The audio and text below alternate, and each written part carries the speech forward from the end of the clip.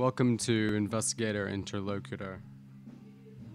The things you will hear over the next hour represent the views of Investigator Interlocutor. All opinions and quotations in no way represent River West Radio and are the sole responsibility of the producer, guests, and callers. River West Radio is not liable for any legal issues arising from the content of this program.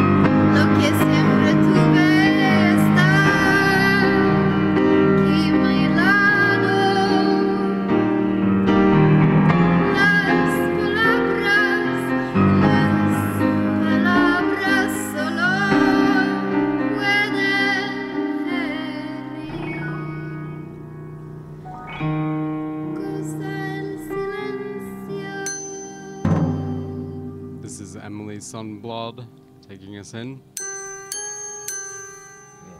Tonight we have two sections of a reading of High Entertainment as written by David Robbins.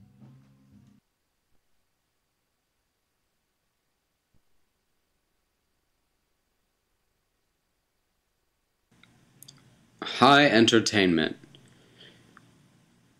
In our time, the vast, congested world of image makers is organized around two poles. At one pole gathers the sort that pursues refinement, while around the competing pole cluster creative minds that have adopted accessibility as their mantra. Most usually, the refinement-oriented image maker, aspiring to offer complex and ambitious communication product, has, after surveying the cultural terrain, identified the art world as the realm best suited for the exercise of their talents and the pursuit of those aspirations. They apply themselves to making art, painting, sculpture, and the like. Given the difficulty of engaging the production economies of the mainstream popular culture, not to mention the lowish aspirations for humankind often conveyed in the wares offered by the aggressively accessible mass culture, anyone's decision to enlist in the smaller and more specialized realm of art is understandable. Yet a decision of that nature doesn't exist in a vacuum. Repeated decade after decade by thousands of first-rate creative minds, it accretes and forms a pattern. And in the shadow of that pattern, substantial questions mushroom. What, one wonders, have been the consequences to the whole culture of a flow of first-rate intellectual and creative ability away from the mainstream, decade after decade? Is it not conceivable but that the flow of ability and aspiration, opting always for the same course, cutting a channel ever deeper, has actually worked to perpetuate the divide between the art culture and the accessible popular entertainment culture? The very divide, of course, that made the refinement-seeking mind feel it had no realistic alternative but to enlist in the art world. Furthermore, doesn't this continual, dependable, predictable flow of first-rate intellectual and creative ability into the specialized realm of art effectively guarantee both the marginality of the art culture and the generally low aspirations, sex and money, sex and money, sex and money, of the now global mass culture? Aren't both cultures weaker for that division? And doesn't the wholeness of culture, society if you will, suffer for it? There is, I'm saying, a sort of brain drain at work in the contemporary culture, enacting a pattern not so long established we don't even question it, let alone imagine that it might be corrected. This brain drain configures our culture at a deep structural level. It underwrites a tired theater wherein a comparatively small art world looks down on the mainstream culture while, for its part, the popular mainstream culture, self-charged with entertaining the people, and thus feeling somehow obliged to find repellent not only the elitist economy of fine art, but the very principle of exclusionism that a culture of refinement feeds on, represents, trades in, and promotes, walls itself off from the formal, material, thematic, and attitudinal questing that defines the fine artist in the modern era. In truth, the rules of this theater are held in place more by the player's vanity.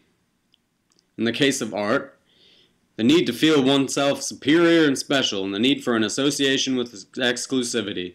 In the case of the mass culture, the illusion that one is speaking for the people, and giving people what they want. Then by any condition intrinsic to either the media or the venues through which the refined and the mass cultures communicate with their respective audiences. Unchecked and unchallenged, the tired theater has been settled in for a long run. Surmising that their sensibilities and interests will never be accommodated by the baldly mercenary machinery of the entertainment culture, refinement-seeking minds flock en masse to the art world. While minds geared to the valid and not unvirtuous goal of seeking to communicate in forms that are understandable to the largest possible audience sponsor, in the name of that audience, a suspicion of intellect and a fear of experiment. With each sticking to their own kind, who can be surprised that professionalized ghettos of thought and sensibility have been the result? A few individuals prosper, the ghettos thrive as ghettos, and the wider culture continues to be less than it might. But, good news! A counterforce has been unleashed, one with the potential to inject plenty of brightening fizz into this stale arrangement. Advances in technology once again are restructuring the culture. This time around, it's the digital revolution that's disturbing entrenched social patterns right and left. Independent imaginations have been enabled to work directly, efficiently, and economically in the forms and formats of the mainstream media culture. The kids are pointing cameras and microphones at things, creating their own entertainment. Movies, pop music, and TV culture-influenced videos.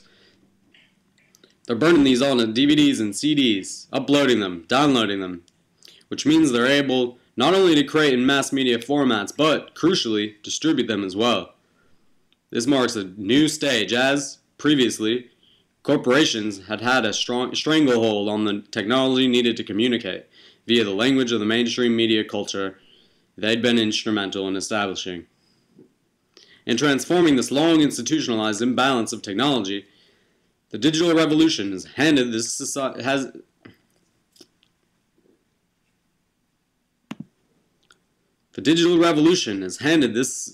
the tools and the opportunity to reverse the persistent brain drain as well.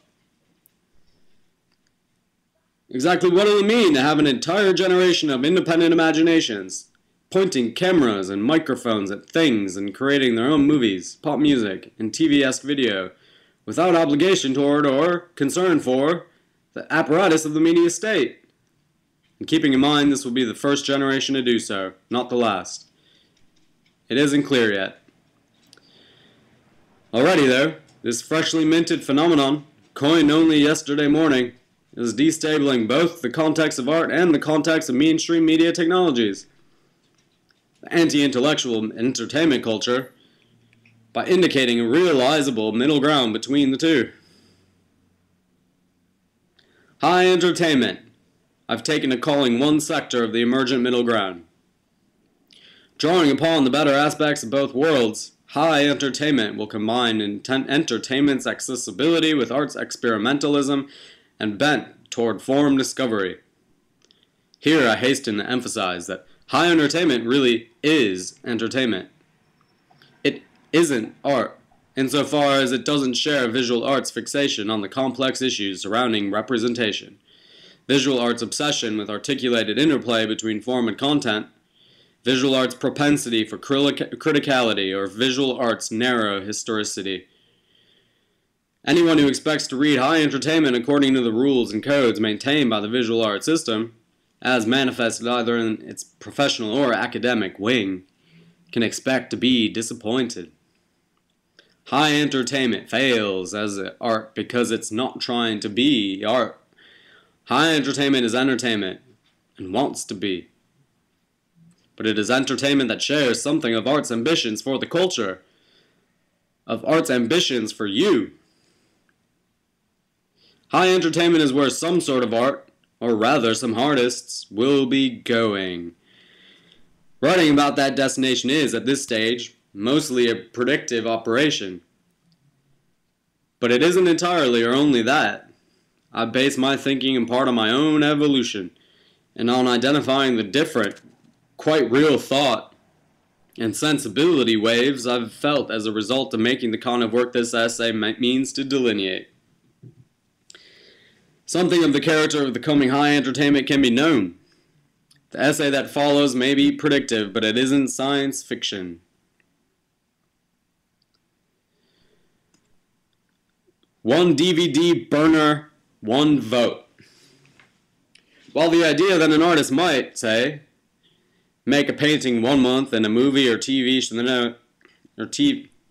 While the idea that an artist might, say, make a painting 1 month and a movie or TV show the next has been around since Andy Warhol, that production model had rarely been explored after he'd invented it.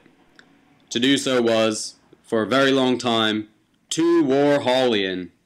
Real artists, looking to make their own mark on art history, will always seek a personal model of production. Today, though, producing in both traditional fine and contemporary media forms is easily and efficiently executed. One no longer need go to all the trouble of being Andy Warhol in order to use the production model he'd pioneered. And consequently, it's becoming much more widespread. That Warhol had become the boy or the girl next door was, incidentally, the news brought by the American film American Beauty. The new recording and computing technologies are so good, and the results they produce so closely resemble the real thing.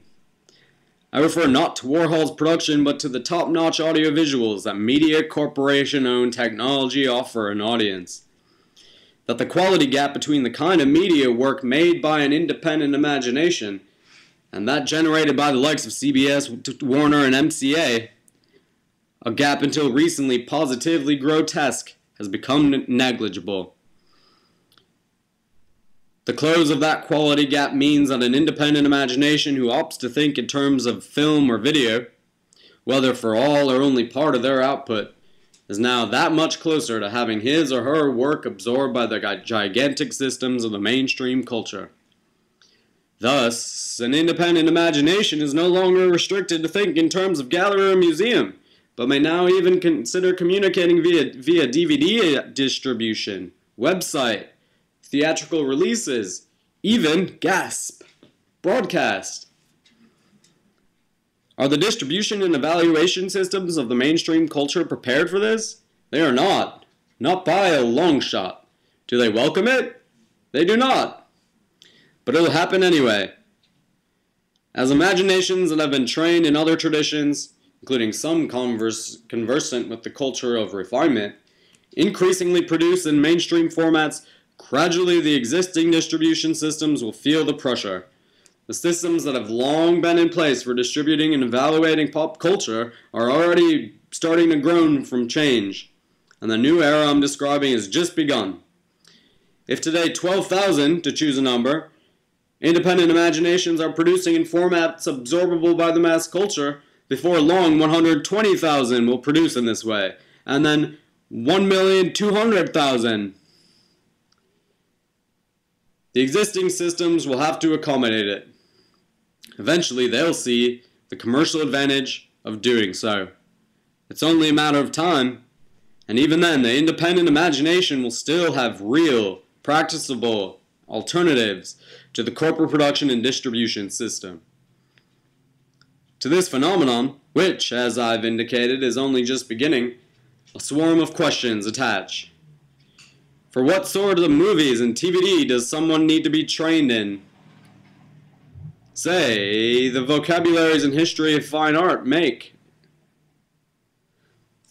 To this phenomenon, which, as I've indicated, is only just beginning, a swarm of questions attach.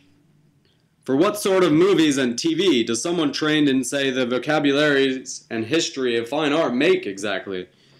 How will they be different from, and how the same as, the movies and TV that are produced by the official entertainment culture? Is the independent imagination in question just making art with digital technologies, or have they perhaps some obligation to respect the integrity of forms and formats that, designed for the mainstream, have their own history? A TV sitcom is just as specific a form as an abstract painting, after all. What, in other words, is the relation to the mainstream of an artist able to work in mainstream forms and formats? Need that artist's mainstream production, a movie, a TV show, be integrated with their fine art production in the manner of a modern artist like Warhol? And what if that independent imagination chooses to work exclusively in the mainstream media formats and distribute their work independently? If they aren't bound either by the production rules of the entertainment industry or the rules of presentational logic maintained by the art system, what is that independent imagination's cultural location? Are they an artist or an entertainer? For some of you, questions such as these are waiting just around the corner. What is entertainment anyway? On the periodic table of culture, entertainment is assigned a lighter atomic weight than art. Entertainment structure, however, is as specific in its own way as art's. Set aside the question of media for the time being. When it comes to communication, some medium is assumed to be involved, and focus on the consistent underlying structure of the entertainment transaction. Entertainment structure is binary. There is one, a maker, the entertainer, and two, an audience. It is an aggressively audience-centered model, which is to say, people-centered. The entertainer is free to do anything to entertain an audience. Delivering pleasure to an audience is always the goal, but the method of accomplishing this is wide open. Additionally, proof of a given method's effectiveness is instantly available. Something either entertains or it doesn't. This minimal, binary structure of entertainment may be attributable to the fact that, usually, Entertainment is defined by the actions of a performer. To be entertained, an audience really needs nothing more than a proficient, entertainment-minded human standing in front of them. Although its presence isn't required, a human performer is the basic integer of entertainment. Audience members will relate to that human performer with a directness that something made of, say, wood, paint, or bronze does not permit. Entertainment has a certain directness in its genes. Then, art, by contrast, is inherently indirect. In art, there's 1, a maker, the artist, who bounces a creative signal off of 2, an imaginary abstraction, termed broadly art, to reach 3, the audience. Art structure thus has 3 parts, with the satellite off which the signal is bounced going by a number of aliases, art being 1, history, meaning, and discourse others. While the audience still receives the signal, it does so indirectly and secondarily. The satellite, art, always receives the signal first. Something entertains or it doesn't. Entertainment's binary structure seems to be simpler, yet it masks a complex ancient transaction. What, after all, does it mean to be entertained? What do we feel, really, when we feel entertained? What are the qualities of this sensation? How is it induced in human beings? The fact that each of us has experienced failed or bad entertainment that didn't entertain, clearly indicates that it's a specific sort of enterprise and a specific sort of experience. If there are many ways to entertain, many methods, many means, a constancy nevertheless courses through them all. The constancy may be described as a sort of vibration. Entertainment is a vibration created in humans by humans for the sake of pleasure and delight. Question: need a vibration be justified? Let's go further. Is it possible, even, to justify a vibration? Music may be a useful analogy here. Consider the pleasing electric guitar noise. What justification is required of that note beyond the pleasure it is bringing you? Absolutely none. The entertainment vibration is similarly beyond or before justification. Entertainment is to be accepted, then, as a large, significant, and mysterious human event, the exact nature of which can never be identified. Therefore, to be able to do it, and to do it well, should be, and is, sufficient. To delight others is enough. Such additional validation as elevation of the condition of art bestows isn't required.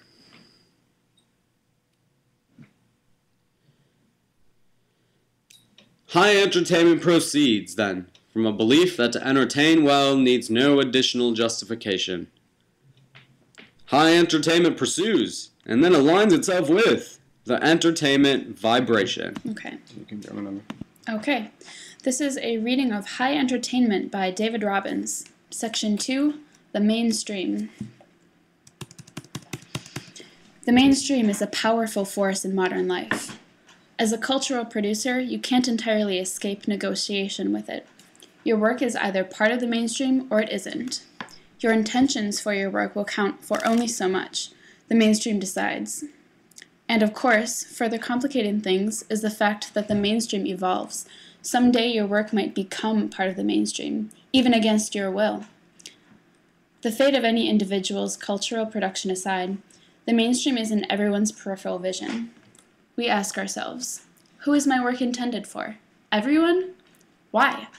What do I gain by emphasizing accessibility? What do I lose? Does the effectiveness of my work depend on embracing or rejecting specialized languages of presentation?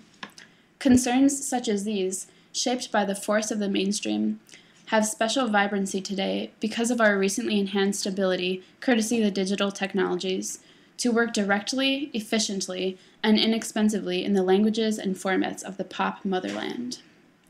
Movies, TV shows, and pop music are mainstream communication formats. The communication formats of the mainstream, and the ease with which today's independent imagination deploys them brings a consequent pressure to develop our thinking about the mainstream. When there was less chance of our participating in it, the mainstream demanded less thought from us. Visual artists, in particular, will find this an unfamiliar mental exercise. In the modern era, the art context has aggressively set itself apart from the mainstream culture and reveled in the separation, the difference, the liberating marginality that had ensued. High entertainment does not participate in this tradition. A high entertainment does not scorn the mainstream. It takes the mainstream into account. It respects the idea of a mainstream and the legibility and accessibility of mainstream product. Yet at the same time, it does not pay undue respect to the particulars of the mainstream. This or that production method, this or that product. A high entertainment product enjoys the game of trying to reach as many people as possible, but, knowing that it is a game, avoids being defined by it. Mainstream 101. At present, mainstream studies is a field about which we have more questions than answers.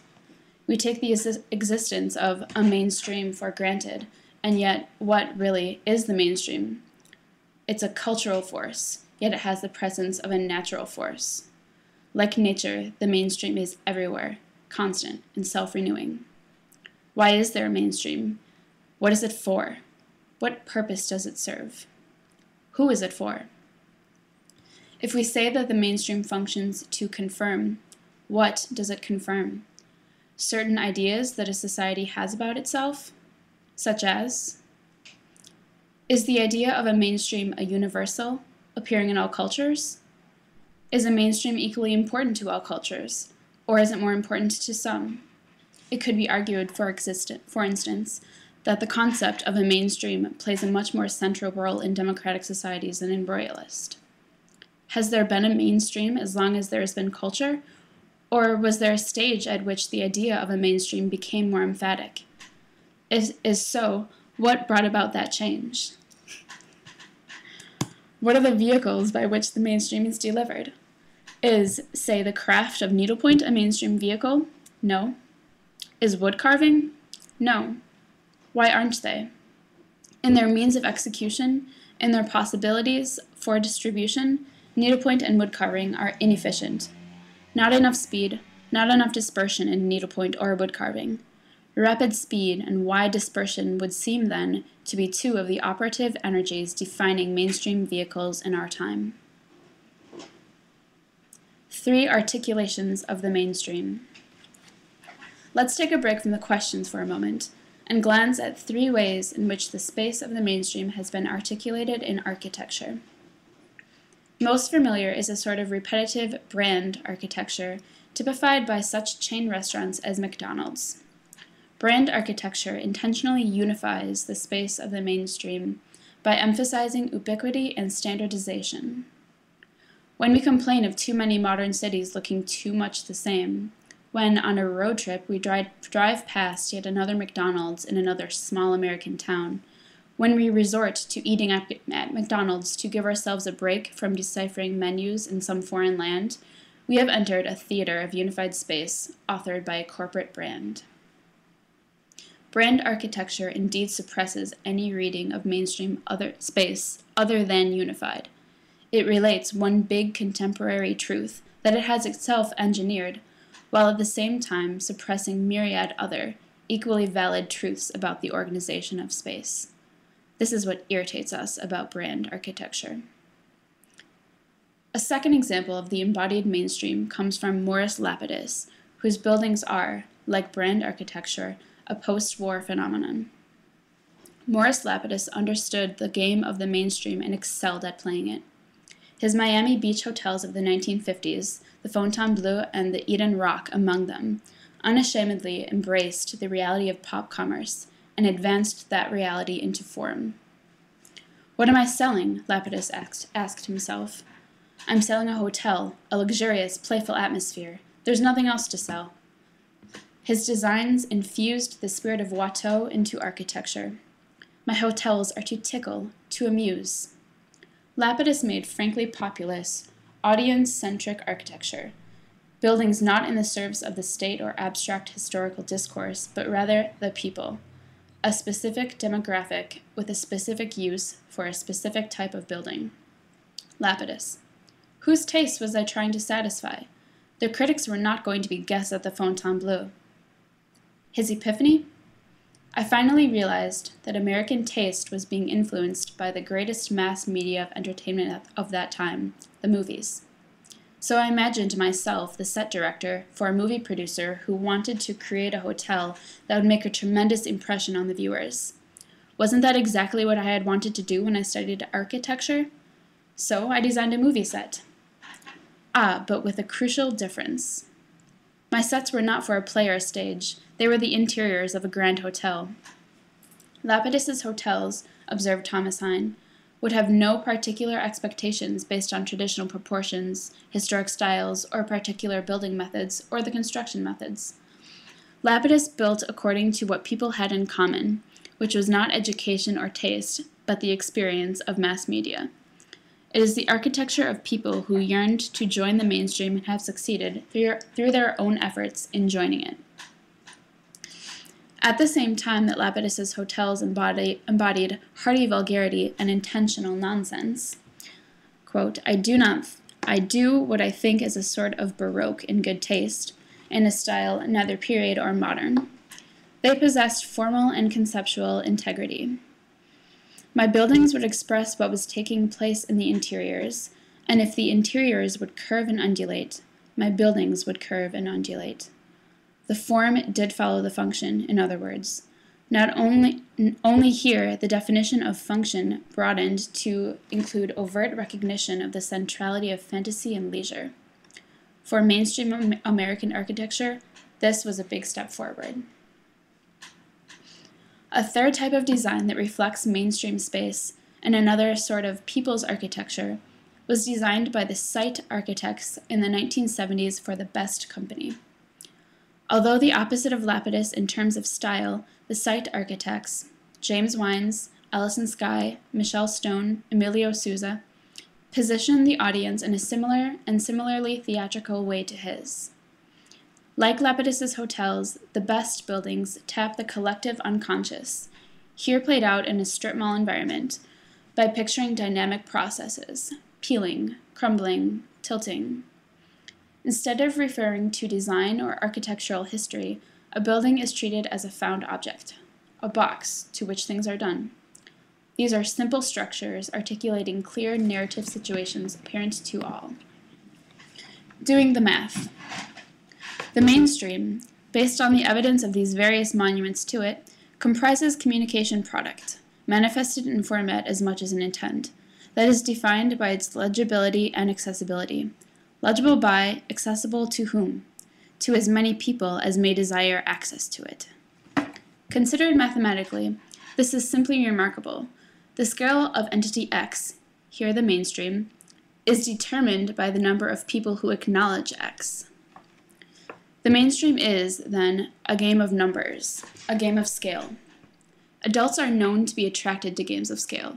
Attempting to enter the mainstream is one of the games that adults play to pass the time in adulthood. Of course, not all work does well to seek the scale of the mainstream. Some work is meant for altogether different scales of culture, smaller, more intimate scales. In its heart of hearts, though, our time isn't so interested in work meant for scales smaller than the mainstream. A serious mistake, perhaps, on the part of our culture, but there it is. Why is it desirable to be absorbed into the mainstream? For one thing, it can be lucrative. The mainstream is the big market. 2, absorption into the mainstream symbolizes history's acceptance, and who doesn't want that? There's a catch to entering the mainstream, however. In order to enter the game that the mainstream represents, the particular communication product seeking absorption must restrain any criticism it might have made of that consortium of forces, which sees to it that the mainstream continues to flow and irrigate. That restraint is essential for what amount to political reasons. The forces that feed and maintain the mainstream are, it should be obvious, capital and the power that controls capital. Those communication forms that rely on a large capital investment, movies, TV shows, pop music among them, will be more obliged, therefore, to restrict any criticism they conceivably might have leveled. They are designed, in other words, to not reveal all that they know. The limits to truth pursuit and truth telling that these communication forms impose on themselves keep them in the shallow end of the pool, and it's this survivalist willingness to remain in the shallow end that, at least in part, defines these works as entertainment. High entertainment challenges this tradition. Anyone who can shoot, edit, print, and distribute their own movies and TV shows isn't under the same constraints faced by producers of conventional mainstream entertainment. A high entertainer is even free to activate the mainstream as theme, as concept, as material to be exploited. Was it the Beatles' Sgt. Pepper cover, a collage of mainstream and cult figures, that announced this possibility? Didn't that album cover, created by Peter Blake in 1967, signal both a conscious recognition of a mainstream and the idea that this conscious recognition might be put to use? By doing so, he or she may very well advance these matters on a broad plane. Conceptual art for the masses. If a high entertainer is free to use mass media communication formats towards conceptual ends, does that make high entertainment some sort of conceptual art for the masses? Is that really the goal here? I'm hesitant to endorse that interpretation. Conceptual art for the masses. How is the phrase, and the idea it suggests, in any way distinguished from plain old mass culture or advertising or marketing? Don't we already have conceptual art for the masses?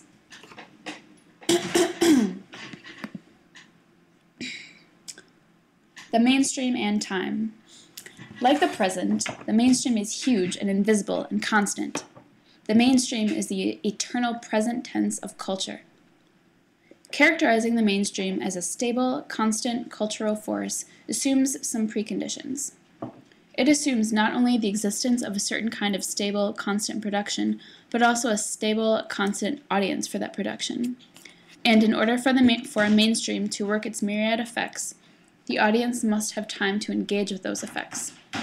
Leisure is thus a major factor in forming any conception of the mainstream. Leisure is all about time. Time for what? Leisure. The mass experience of leisure is born of time-saving tools and processes. As our brains evolved, we innovated many such tools and methods that, commonly described as time-saving, were equally time-creating. All that freshly minted time had somehow to be filled. We became very good at filling it. We learned to fill time ever more subtly. The expansion of time yielded not only leisure hours and a need to fill those hours, but a self-consciousness about filling those hours. A capacity, in other words, to reflect upon or comment upon time passed in leisure. Entertainments, activities, and artifacts that were created for leisure consumption came increasingly to be informed by our reflections on leisure. In an information age, this development appears right and natural. In a sense, then, it is so like us to ask, what is leisure for? Are we supposed to be doing something with it? Is it an end in itself? Or is leisure, which would seem to be all process, actually the product too? That some ambivalence should attach to leisure isn't at all new. Questions about the role of leisure were raised even by Aristotle, who suggested that leisure time be used to do something that was desirable for its own sake. As usual, Aristotle had his mind set on nobility of purpose. Seneca, more cynical and practical, argued that as a perfect state of life is unattainable, a life of leisure constitutes the next best thing. Cicero saw leisure in practical terms too, but more positively, as a way to recharge. Montaigne made palatable the notion that people, in the interest of their mental welfare, must escape from reality. It should be pointed out that in the modern world, where leisure doesn't merely reflect on experience, but fills so many hours that it indeed comprises experience, Montaigne's notion of entertainment as escapism has its limitations. Fretting over leisure was once reserved for philosophers and the idle classes. But just as all classes now share many of the same leisure time pursuits, are entertained by many of the same products, and benefit from the same time-saving devices, so too has a tendency to reflect on leisure become democratized. We can all participate in it.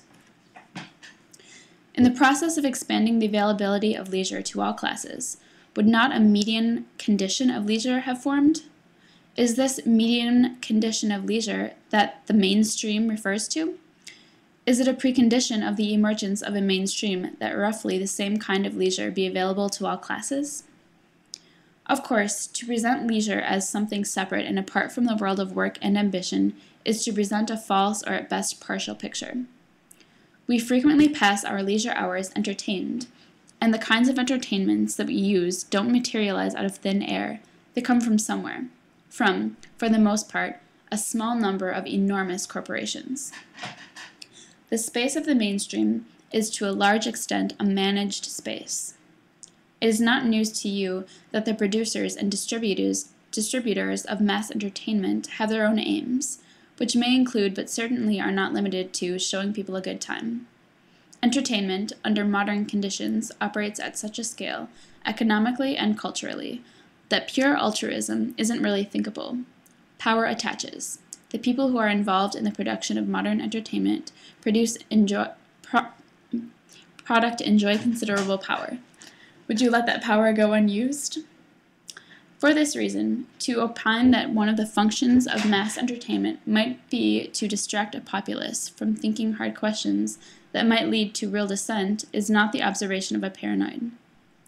Similarly, to suggest that the powerful who produce entertainment sometimes use it as a means of ingratiating themselves to the masses, whatever else can the Super Bowl halftime show be for, is not being unduly suspicious. But this is not news to you. You weren't born yesterday. You understand that when entertainment producers claim they're just giving us what we want, they are depending to some degree on the public's ignorance of more satisfying alternatives, which limits to knowledge, of course, the producers have themselves arranged, since investing in known rather than unknown quantities decreases their own exposure to risk. You get that. No one has to tell you that. Rather than fostering experiment, the profit motive that drives the marketplace often limits the range of invention. You've been onto that game for a long time now.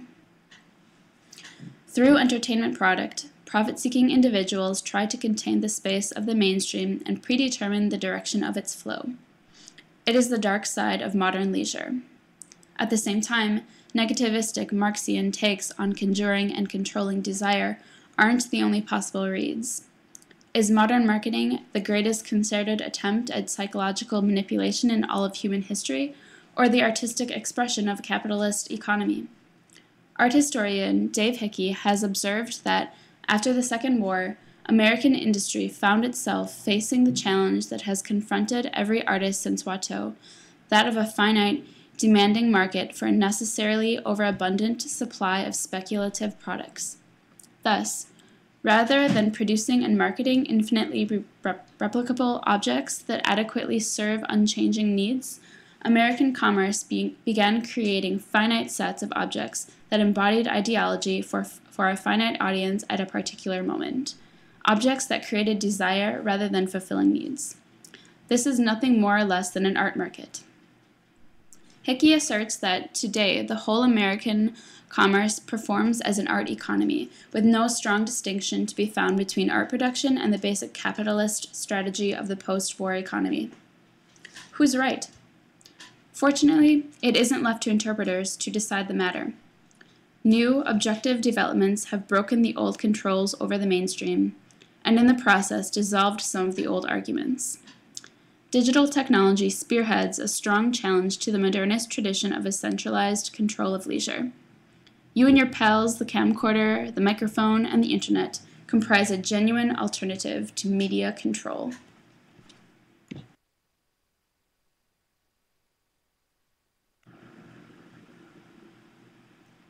To be continued.